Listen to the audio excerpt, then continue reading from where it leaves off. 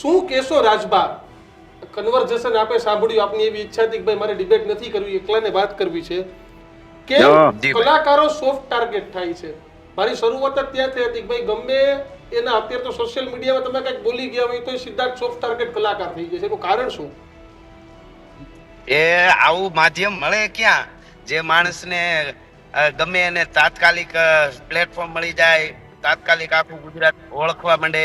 આવું માધ્યમ ક્યાં મળે? એટલે આ એક ભાઈ બોલે એવું નથી, બધાય બોલે. સોશિયલ મીડિયા વાળા ઓલે અમુક રીલું બનાવવા વાળા, બીજા સીધા.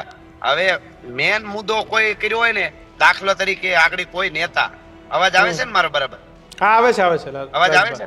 હા, બિલકુલ આવે છે. કોઈ નેતા કાલે કોઈ નેતા કોઈ સમાજ વિશે બોલે ને, તો નેતા કરતા ડબલ ગાળ્યું કલાકારો દેહ જોવું. કલાકારો ક્યાંય ગયા તમારે જોઈ લેવું. એટલે આ બધા પાછા હારા મારો ધ્યેય આવો હતો ને મારો ધ્યેય આવો હતો ને. ભાઈ કરો ને, મોજ કરો, તમારી પાર્ટીને આગળ વધાવો, ધ્યાન રાખો. તમે સારી રીતે વિરોધ કરો, વિરોધ કરવા જોઈએ નહીં. તમારી પાર્ટી નું કામ કરો, ઈ બરોબર છે. તમે બીજાને કલાકારોને વૈશમાં હું કામ હેરાન કરો છો? એમ મારું.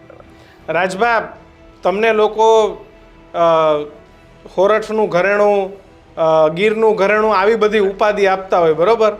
અને એની વચ્ચે લોકો આવી રીતે પણ જ્યારે કલાકારો માટે બોલતા હોય તો કેટલું લાગી આવે. પણ એમાં એવું 1000 વીઘા જમીન વવાતી હોય તો એમાં બે ત્રણ સાડાવડા ક્યાંક થઈ ગયા ઈ ન હોય ને 1000 વીઘાનું વાવેતર. એમ લાખો મિલિયન માં છે આપણા ચાહકો.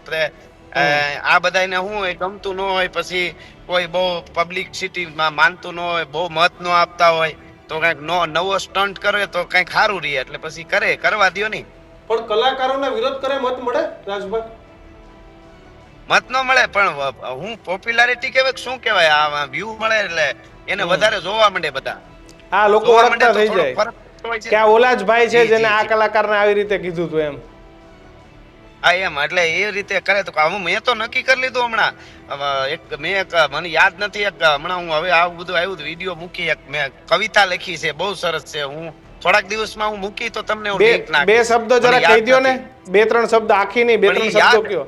પહેલા જે તે વખતે લખાઈ ગઈ ને, અત્યારે એક પણ કડી યાદ નથી. કઈક કલાકાર હોય તો કેજો, મારે હિંગડે ચડાવવા છે ને એમ કરીને છે, પણ હું તમને મોકલી. અત્યારે મને હાવ યાદ લખીને ઘરે મૂકી દીધી. કોઈ કલાકાર હોય તો કેજો, મારે એને હિંગડે ચડાવવા છે એમ. હા, હિંગડે કોણ ચડાવે? એના અર્થ અદ્ભુત છે, પણ હવે ભૂલી થઈ ગઈ. હું બહાર છું ને કવિતા ઘેરે છે.